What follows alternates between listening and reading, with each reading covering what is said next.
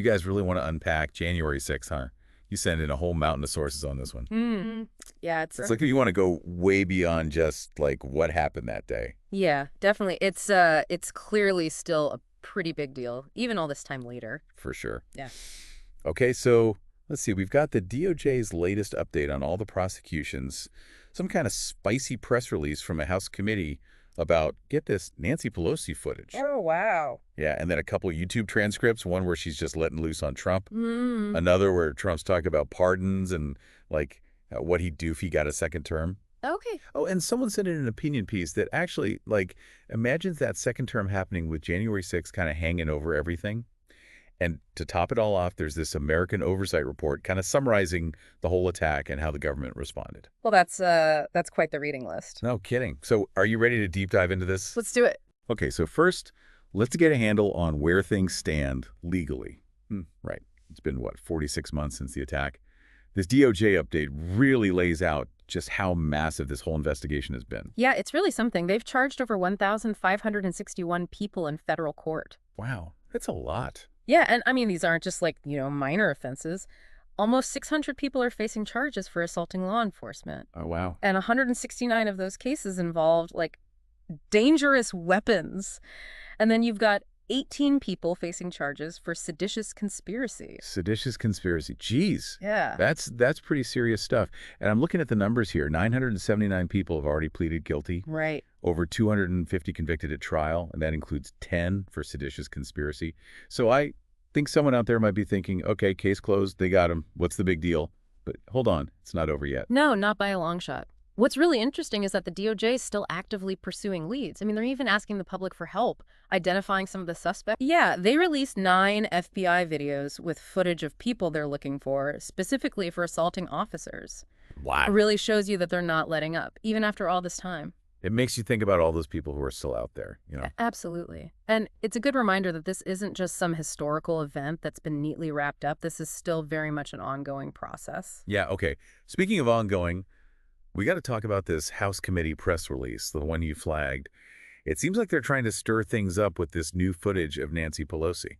Yeah, so this footage apparently was filmed by Pelosi's daughter, shows her saying, and I quote, "I take responsibility," talking about the security failures on January 6th. Interesting. And the thing is, this press release, it's coming from a Republican-led committee, and they're making a big deal out of the fact that this footage was never released by the January 6th committee, which was led by Democrats. Oh, I see where this is going. So they're basically saying the Democrats were hiding something. That seems to be the implication, yeah. It definitely makes you wonder, you know. It does. Now, I'm not saying they're right or wrong, but it does raise questions about how we get information, right? And how different groups might try to shape the narrative. Totally. Like, how much of the full story are we really getting? Right. I mean, without seeing the full context of Pelosi's statement, it's hard to say for sure if she's contradicting herself or if this is just, political spin. Yeah, good point. Okay, so we've got Pelosi kind of sort of taking responsibility there, but you also send in some transcripts where she's definitely not holding back about how she feels about Trump and about January 6th in general. Yeah, these transcripts are pretty revealing. You can really hear the raw emotion in her voice. Well, you did say one of them had her saying she wanted to punch him out. Yeah, that's in there. I mean, remember, this is after the attack, so those feelings are obviously still very fresh. I can only imagine. Punch him out. Yeah. That's not exactly diplomatic language. Yeah. Even for Pelosi. No, definitely not. But it gives you a glimpse into just how intense the emotions were surrounding this whole thing. And not just for her, but for, everyone involved. That's true. Yeah. It's easy to forget that there are real people at the heart of all this, people who were deeply affected by what happened that day. Yeah. Okay, and in another one of the transcripts, Pelosi is super confident that Trump has 0 chance of getting reelected in 2024, which, didn't exactly age well. Yeah, oops. But it's interesting, right? Like, why was she so sure? Do you think maybe she underestimated Trump's staying power? Or was it more like she just couldn't even fathom that possibility? It's hard to say for sure. Maybe it was a bit of both, It's like she just couldn't believe that after everything that happened, he could still be a viable candidate. Yeah, maybe. It's definitely a head-scratcher. Okay, so now we've got to tackle this opinion piece that someone sent in. This one goes full hypothetical, asking, what if Trump had won a second term in 2024? And, well, let's just say it doesn't paint a very rosy picture. Yeah, this one gets pretty dark. The author basically argues that if Trump had gotten that second term, it would have been completely dominated by January 6th. Like, it would have been the defining event of his presidency. Right. And they go on to say that it would meant even more investigations, more scrutiny, the country would have been even more polarized. Basically, it suggests that things would have gotten pretty bad. Yeah, pretty much. The author even suggests that Trump might have felt emboldened to go after what he called the deep state even harder. Oh, yeah, I remember that. Like, anyone who disagreed with him was suddenly part of some deep state conspiracy. Yeah. It's kind of chilling to think about what he might have done with even more power. Right. And then the article goes on to talk about how America's reputation on the world stage would have taken a major hit. Like our allies would have started to question our stability and our commitment to democracy. Yikes. It really makes you think, doesn't it? Like how close we might have come to a very different reality. Absolutely. We often think about January 6th as this isolated event, but this article makes you realize how it could have these much wider, longer lasting consequences. Okay, so we've got a hypothetical Trump second term that sounds pretty intense. But before we go too far down that rabbit hole, you sent in one more transcript that we have to talk about. It's from an interview right before Trump's hypothetical second inauguration. And let me tell you, it is wild. Oh, yeah, this one's a doozy. So you have a political analyst basically running through all the things Trump promised to do on day one of his second term, and it's a lot. A lot as in, As in pardoning all the Capitol rioters, dismantling the deep state, which basically means firing anyone he doesn't like in the government, imposing a bunch of new tariffs, and starting mass deportations. All on day one. oh, hold on. That's a lot to unpack. Yeah. And I'm guessing the analyst in the interview wasn't exactly thrilled about this agenda. Well, let's just say he expressed some concerns, like major concerns. He was basically warning about how all of this would damage America's reputation, both here and abroad. I mean, yeah, the pardons alone would have been incredibly controversial, not to mention legally questionable. And as for dismantling the deep state, that sounds like a recipe for chaos. Right. Imagine just firing huge swaths of government employees and replacing them with, well, who knows who. It would have been a mess. So basically, this hypothetical Trump second term would have been eventful, to say the least. But even with all that, there are still so many unanswered questions about January 6th itself. This American Oversight report you sent in really drives that home. Right. They've done a deep dive into the government's response, especially the whole thing with the delayed National Guard deployment. And there are still some big mysteries, like those missing hours in Trump's phone records. Yeah, what's up with that? Honestly, who knows? It's like we have this puzzle, but we're missing some crucial pieces. And every time we think we're getting closer to the full picture, something new pops up and changes everything. It just shows how complex this whole thing is and how much we still don't know. It makes you wonder if we'll ever really have all the answers. Well, maybe not all of them, but we can certainly keep digging and try to get as close to the truth as possible. That's what this deep dive is all about, right? Exactly. All right, well, I think we need a minute to process all of this. We've covered a lot of ground in this first part of our deep dive into January 6th. We've talked about the legal battles, the political spin, and even imagined some alternate realities. Yeah, it's been a lot to take in. But we're not done yet. We'll be back in part 2 to dive even deeper into what all of this means.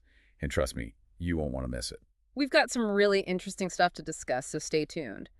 It's kind of crazy to think that even after all this time, we're still learning new things about January 6th. I know, right? It really shows you that history isn't just some, like, fixed thing in a textbook. It's always changing as we uncover more details and, like, re-examine what we thought we knew. And in this case, it's not just about the events themselves, but all the stuff that comes after.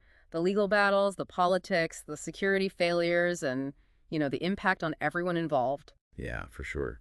We talked about the prosecutions and the political spin and even imagined what a second Trump term might have looked like. But I think the thing that really stuck with me were those transcripts with Pelosi.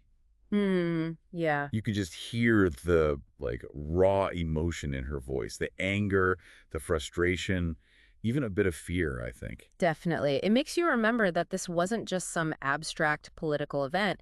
There were real people at the heart of it, people who were traumatized by what happened. And it wasn't just her, right? That American Oversight report talks about the experiences of people who were actually there at the Capitol that day, the lawmakers, the staffers, even the tourists who just got caught in the middle of it. It's important to remember that there's a human cost to all of this. So we've got this incredibly complex event with all these, like, ripple effects, and we're still trying to wrap our heads around it. What do you think is the most important takeaway from all these sources? Like, what's the common thread that connects them all? For me, it's the impact this had on American democracy. Like, we're still dealing with the fallout of that attack, and the divisions it exposed are still very much there. Yeah, it's like a wound that hasn't fully healed. Exactly. And it makes you wonder how future generations will look back on this time. Will they see it as a turning point, a wake-up call that led to positive change? Or will it be, a sign of a democracy in decline? It's almost like we're standing at a crossroads, and the choices we make now will determine which path we take. That's a really good way to put it. And it brings us back to the listener, right? Because all of this, it's not just some abstract historical event, it has real implications for all of us. Okay, so how do we connect this back to the listener? Like, what does it mean for them? What should they be taking away from all this? Well, I think the biggest takeaway is that we all have a role to play in protecting our democracy. We can't just be passive observers, we need to be active participants. So that means like staying informed, being aware of what's going on, and being willing to speak up when something's not right. Exactly. And it's not just about voting in elections, it's about having those tough conversations, listening to people who have different viewpoints and trying to find common ground. Yeah, and holding our leaders accountable right? Yeah. Making sure they're actually representing our interests and not just their own. Absolutely. It's about demanding better from those in power. It's easy to feel overwhelmed by all this. But remember, change starts with individual actions. Every little thing we do can make a difference. Like in those FBI videos, right? People sending in tips, helping to identify suspects. That's how we build a more just and accountable society, one step at a time. So as we head into the final part of our deep dive, I want to leave you with this question. How has your understanding of January 6th changed over time? What are you still wondering about? And what actions, if any, do you feel inspired to take based on what you've learned? These are important questions to consider because at the end of the day, the story of January 6th isn't just about the past. It's about what we do with that knowledge to shape the future. And that story is still being written. Stay tuned for the final part of our deep dive, where we'll explore those questions and try to make sense of where we go from here. Okay, so we've been through a lot with this deep dive. We've talked about the legal stuff, the political stuff, even imagined some pretty wild scenarios. Yeah, no kidding. But I bet it's left some of you out there with a lot to think about. That's kind of the whole point, isn't it? To really get into the nitty-gritty and, maybe even end up with more questions than answers. Exactly. It's not about, like, having all the solutions. It's more about asking the right questions. Yeah. And speaking of questions, we left off last time with a big one. How has your understanding of January 6th changed over time? Ooh, that's a good one. Right. Because, as we've seen, the story keeps evolving. New information pops up. People offer new perspectives, and suddenly you're looking at the whole thing differently. For sure. And that's okay, right? Like changing your mind as you learn more. That's a good thing. Absolutely. It means you're engaged, you're thinking critically, you're not just accepting the first version of the story you hear. And that's what we need more of, right? Totally. And, thinking back on everything we've discussed, it's clear to me that January 6th wasn't just some random event. It was like the culmination of years of stuff building up. The polarization, the misinformation, the distrust, and like every institution. Yeah, it feels like a lot of things came to a head that day. Exactly. And a lot of those underlying problems, they're still around today. So it's not just about preventing another January 6th. It's about addressing those root causes, making our democracy stronger. Sounds like a pretty tall order. Yeah, it's a big one, Yeah. but it starts with us, right? Like each of us taking responsibility, staying informed, getting involved. Okay, but what does that actually look like? I mean, for one, it means being willing to have those tough conversations, even with people you disagree with. And really listening, trying to understand their point of view, maybe find some common ground. And making sure our elected officials know what we think. Right. Holding their feet to the fire. Exactly, making sure they're working for us, not just themselves. It's easy to feel like your voice doesn't matter, but as we saw with those FBI videos, one person can make a difference. Right. Sometimes just one tip, one piece of information can change everything. So as we wrap up this whole deep dive, I want to leave everyone with a sense of hope. I know it's been heavy stuff, but I truly believe we have the power to make things better. Yeah, me too. Yeah, January 6th was a wake-up call, no doubt. Mm. It exposed some ugly truths about our country, but it also showed us how much we value our democracy, our freedoms. And how much we're willing to fight to protect them. So the choice is ours, right? Do we give in to the fear, the division, Or do we choose hope? Do we choose unity? I think we know the answer to that. We got to choose hope. We got to choose each other. And we got to keep working together to build a better future. That's all for this deep dive, everyone. Thanks for coming along with us on this journey. Keep asking questions, keep learning, and keep fighting for a better tomorrow.